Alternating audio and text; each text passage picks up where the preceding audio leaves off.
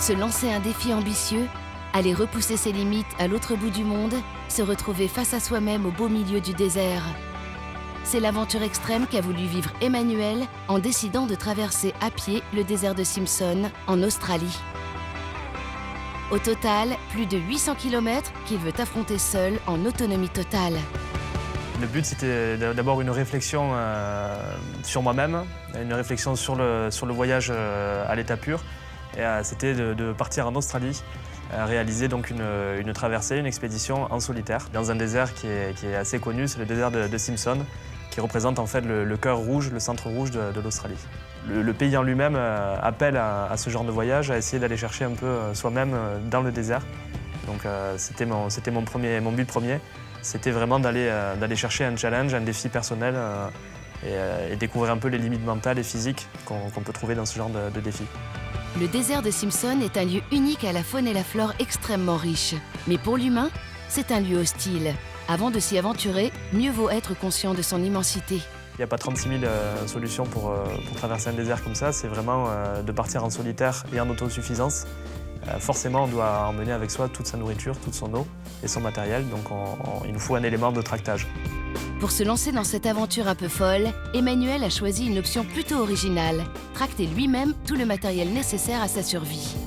En fait, si vous prenez l'image d'un pousse-pousse ou d'une charrette tractée par une mule, là, pour le coup, la mule, c'était moi. C'est-à-dire que je tractais une charrette que j'ai fait développer, en fait, et qui me permettait de transporter plus de 250 kg de matériel, y compris l'eau, pendant ces 40 jours. Emmanuel prévoit de partir dans le désert pendant plus de 40 jours. Et pour ce projet, il ne renonce à aucun sacrifice. J'ai déjà, premièrement, quitté mon emploi pour faire quelque chose qui est un peu une inconnue et assez fou. Derrière, donc, il y a eu également l'apport financier, donc personnel, qui m'a permis d'acheter le matériel qui était nécessaire, d'acheter les billets, et puis tous les frais qui sont inhérents à une expédition de cette envergure, à savoir les télécommunications également. Donc en gros, personnellement, financièrement, ça m'a coûté aux alentours de 15 000 € d'investissement. Dès le début, c'est la conception de la charrette qui va être le point le plus problématique. Elle doit être fabriquée sur mesure et c'est Emmanuel qui en a imaginé les plans. Alors pour la charrette, c'était un peu le côté difficile puisque j'avais pas de contact là-dedans, sachant que c'était quelque chose de très spécifique qu'on ne peut pas trouver sur le marché. Donc j'ai dû démarcher beaucoup d'ateliers aux alentours de Toulouse qui me permettaient de faire de la soudure sur aluminium, puisque la charrette était intégralement conçue en aluminium pour éviter d'avoir trop de poids sur les épaules. Donc j'ai trouvé un atelier qui m'a permis de réaliser ça. Donc des gens superbes qui ont collaboré avec moi par rapport au plan que j'avais établi. En fait, c'est construit comme un pousse-pousse avec 2 barres de traction auxquelles j'accrochais un harnais. Donc il me permettait à la fois de tracter avec la force de mon corps et en même temps de pouvoir tenir les barres pour pouvoir les tirer à la force des bras. Emmanuel doit être capable de tracter 250 kg sur plus de 800 km. Pour cela, un entraînement intensif s'impose. Donc ça m'a pris vraiment de longs mois de préparation. Donc pour ça, j'ai suivi un programme spécifique qui m'a été transmis par mon médecin du sport. C'était course à pied tous les jours. J'avais des programmes de renforcement musculaire, donc en salle de sport, qui me permettaient justement de travailler les parties du corps qui seraient le plus sollicitées pour tracter la charrette en fait. Emmanuel ne veut rien laisser au hasard. Dès la réception de la charrette, il va tester son dispositif sur les plages corses avant son départ. Donc j'ai pas pu faire tous les tests que j'avais prévu de faire avec, mais j'ai été la tester sur différents types de terrains que j'allais rencontrer là-bas, dans le Simpson. Donc je suis parti la tester sur les plages de Corse pour avoir vraiment la sensation du roulage, on va dire, de la charrette dans le sable, puisque c'est ce que j'allais rencontrer directement là-bas, avec le poids dessus, donc c'est ce qui était très compliqué. Et c'est là qu'on se rend compte vraiment de la difficulté. Mais je pense que le plus dur, ça a été dans le sable, et c'est ce que j'allais rencontrer pourtant le plus dans le désert. Mais là, en tout cas, sur la session d'aujourd'hui, on peut déjà voir la solidité de la charrette, l'insubmersible. C'est là qu'on commence vraiment à se poser des questions et se dire qu'est-ce que je fais là, pourquoi je me suis lancé là-dedans. Ça, c'est vrai que c'est des questions qui reviennent plus ou moins régulièrement. C'est vraiment la longueur de la préparation qui est usante. Si c'était sur un moment intense de 2-3 mois, ça peut aller, mais là, c'était vraiment sur plusieurs mois. Et c'était assez long et assez dur des fois de se concentrer sur l'effort. À l'issue de 10 mois de préparation, le jour du départ est arrivé. 24 heures de voyage plus tard, Emmanuel arrive enfin à Alice Springs, en plein cœur du territoire nord en Australie. Le vrai départ arrive, enfin, chez ma charrette. Et je me retrouve donc le lendemain matin pour aller prendre l'avion. Donc le petit aérodrome d'Alice Springs qui me permet de partir en biplace en fait, directement à Jervois, l'endroit où je dois commencer mon expédition. Depuis le premier jour où j'ai pensé à cette expédition, pour la première fois, je sais que je ne peux plus faire marche arrière, parce que là, je suis dans l'avion, il m'emmène dans un endroit que je ne connais pas, où j'ai jamais mis les pieds et qui est au milieu de rien surtout. Je me retrouve à survoler une partie du désert de Simpson en avion et je vois toute l'étendue qui est en dessous de moi. C'est une étendue très vaste, rouge, toujours cette couleur de sable rouge. Et on se dit, voilà, j'ai 40 jours à faire là-dedans. Et malgré l'ampleur de la tâche, j'ai pas peur, j'ai pas de stress, c'est une sensation de vide. Le pilote dépose Emmanuel en plein désert. L'aventure dont il a toujours rêvé peut enfin commencer. Quand l'avion décolle, je me retrouve seul avec ma charrette sur le tarmac, sur la terre, avec mes sacs posés par terre et je vois l'avion décoller et là je me dis ça y est, je suis tout seul, ça commence là. Là je me mentalise, je me dis c'est bon, mes 10 mois de préparation, les 5 ans pendant lesquels j'ai pensé à cette expédition m'amènent ce jour-là à cet endroit précis et je suis prêt à démarrer cette expédition un peu folle, quoi. Ça y est, le jour J est arrivé. Je voilà sur la ligne de départ. Je viens de me faire déposer par l'avion à Jervois. Il vient à peine de décoller, donc je me retrouve seul ici. C'est parti pour 40 jours. Je vous redis ça d'ici là. Bon vent. Donc là, ça y est, je m'harnache à ma charrette et puis on démarre, quoi. C'est parti. Donc je dis on parce que c'est moi et ma charrette. Je lui ai donné un nom, elle s'appelle Jeanne. Et puis c'est une manière aussi d'avoir une compagnie pendant ce temps-là, puisque vraiment je vais avoir aucune compagnie et aucun moyen de parler à quelqu'un en direct pendant 40 jours. Donc c'est un aspect assez hallucinant et qui peut faire peur. Et très rapidement, en fait, je m'aperçois que je suis très à l'aise, quoi. Très vite, je prends le rythme. Et puis là, je commence vraiment à m'éclater, on va dire, tout seul. Mais c'est super, quoi. Emmanuel est plus motivé que jamais. Dès la première journée, il parcourt près de 20 km malgré les 250 kg qu'il tracte derrière lui. Une route difficile qui va mettre son matériel à rude épreuve. En fin de journée, donc juste avant d'établir mon camp, j'ai un premier incident, en fait. C'est-à-dire que j'ai une lanière de mon harnais qui cède sur une poussée un peu trop forte, parce que j'avais commencé déjà à attaquer un peu de sable. Donc j'arrête ma journée sur ça.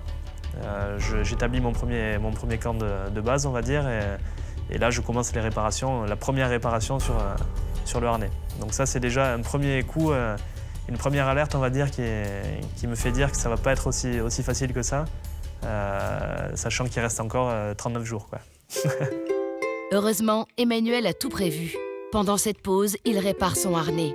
Soulagé, il peut donc profiter pleinement de sa première nuit dans le désert. Et là, c'est la première nuit dans le désert seul, et pourtant je suis apaisé, quoi. Je suis tranquille parce que je sais qu'il m'en reste encore 39 à vivre et que c'est magique parce qu'on est dans un environnement sublime. Il y a un ciel étoilé qu'on ne connaît pas ailleurs, quoi, que j'ai jamais vu ailleurs, qui est juste époustouflant et donc, du coup ça permet de se rassurer, quoi. Le moral est à fond, la deuxième journée se passe très bien. Je termine la journée pareil avec une moyenne de 18 km réalisée sur le jour, donc très content de ma progression. Donc j'établis ma deuxième nuit dans le désert et le lendemain je repars. Et à ce moment-là, c'est là que les ennuis commencent. Je démarre la matinée et très rapidement, au bout d'une heure et demie de marche, je sens un déséquilibre sur la charrette. Je me retrouve à continuer à marcher comme ça et puis très vite je sens vraiment que je travaille plus d'un côté que de l'autre et ça commence à faire mal. Donc là je regarde, je m'arrête et je m'aperçois qu'en fait une des barres de traction de ma charrette a cédé au niveau de la soudure. Et là quand je vois l'ampleur du truc, je vois vraiment la soudure arrachée, quoi, et la barre qui est quasiment à deux doigts de s'enlever. Là, je me dis, là, c'est dur. C'est très dur mentalement parce que on est à peine à 2 jours du départ. Il me reste encore 38 jours à faire et je me dis, ça, c'est pas normal. Mais il en faut plus pour décourager notre aventurier. À l'aide de sangles, il réalise une réparation de fortune et reprend la route. Mais les ennuis ne font que commencer.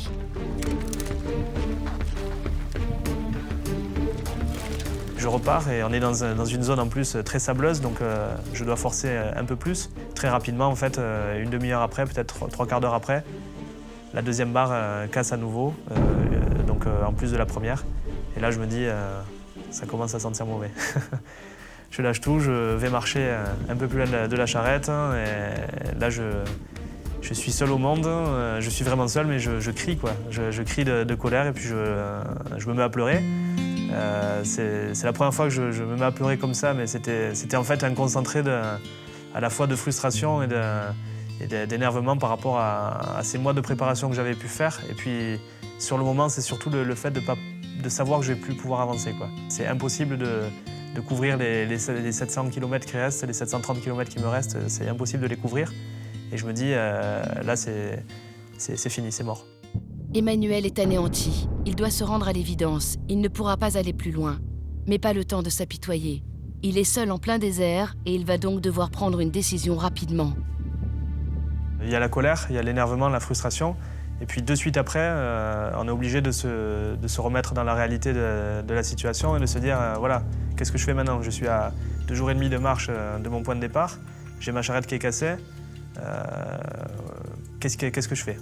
Est-ce que j'appelle les secours, sachant que j'ai ma balise de détresse qui est toujours active? J'ai juste à appuyer sur un bouton pour déclencher les secours.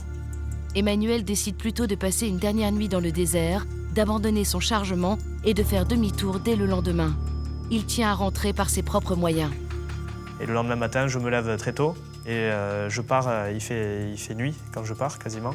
J'ai pas voulu contacter les secours pour ce peu de trajet que j'avais fait. Et là, dans ma tête, c'est que de la colère, que de la frustration, de l'énervement et de la tristesse aussi, mais que je transforme vraiment en énergie positive, quoi. Et puis là, je pars à un rythme effréné pour revenir à mon point de départ. C'était un cauchemar, cette journée, clairement. C'était un cauchemar parce que je me dis que c'est fini. Qu'est-ce que, déjà personnellement, de me dire j'ai fait tout ça pour ça. Et ça fait mal de penser ça. Et puis le fait de décevoir tous les gens qui jusque-là m'avaient soutenu, étaient derrière moi. Je m'en veux de ne pas les avoir remerciés en allant plus loin, quoi. Emmanuel rentre en France très rapidement. Mais pour le jeune homme, l'aventure écourtée a un goût amer. Là, je me suis retrouvé pendant une semaine seul à Toulouse à ruminer l'échec, quoi. À ruminer l'échec et essayer de comprendre ce qui s'était passé. C'est un peu en fait comme un chaos. J'avais l'impression d'avoir pris un chaos, de me réveiller, d'être un peu sonné, quoi. J'étais vraiment sonné dans un autre monde sans comprendre réellement ce qui venait de se passer. Avec tout l'investissement personnel que j'ai pu mettre dans cette aventure, c'est pas possible de laisser un projet comme ça s'éteindre de lui-même. Donc il faut que je le retente pour au moins me donner toutes mes chances et surtout aller trouver ce que je suis parti chercher, c'est-à-dire ces sensations-là en plein milieu du désert, puisque la partie la plus intéressante au final, je l'ai juste effleurée, quoi. Et dans ces cas-là, il faut savoir rebondir et rester optimiste. Je ne suis pas du genre à m'effondrer après la déception forcément, de la tristesse, mais beaucoup d'optimisme qui vient derrière. Aujourd'hui, Emmanuel a repris l'entraînement. Il va prochainement participer au Marathon des Sables, une excellente manière de se préparer à affronter à nouveau le désert australien.